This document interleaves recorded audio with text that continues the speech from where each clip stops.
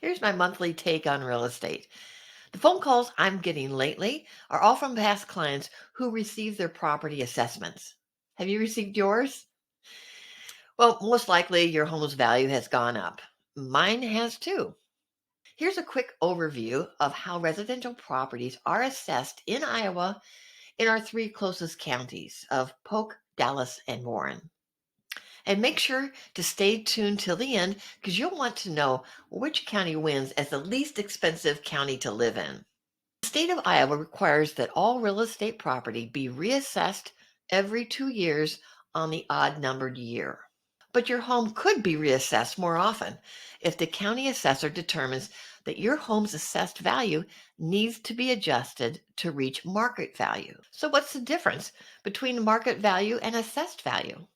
Well, market value is defined by Iowa law as, quote, the fair and reasonable exchange in the year in which the property is listed and valued between a willing buyer and a willing seller, neither being under any compulsion to buy or sell, and each being familiar with all the facts relating to the particular property, end of quote.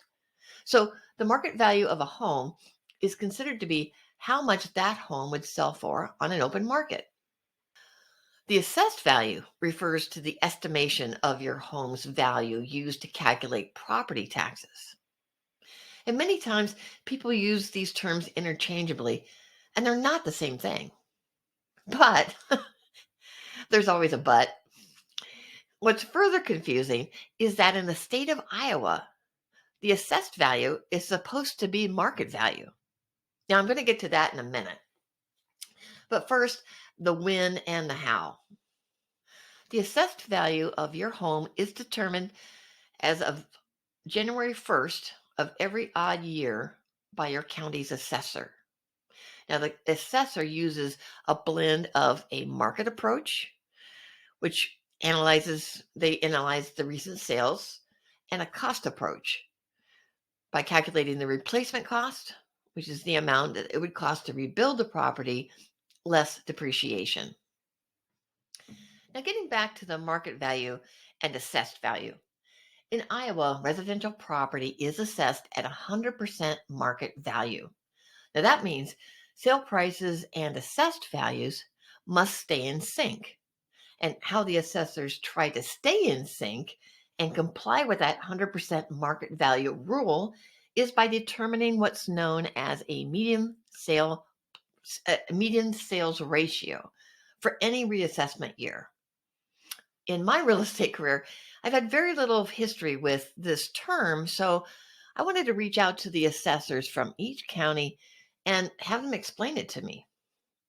How they determine the median sales ratio is each county's assessor examines all the sales data from the homes sold in their county from the previous year. Then they calculate the sales ratio for each of those homes sold by dividing the home's assessed value by its sales price. These percentages are then ordered to find the median sales ratio for all the homes sold in that county in that year.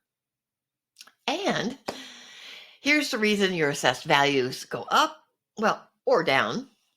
If the median sales ratio in any given area deviates from that statutory 100% level by a difference of more than plus or minus 5%, then the Iowa Department of Revenue steps in, which is the oversight agency, and they mandate an across-the-board adjustment to bring things back into compliance.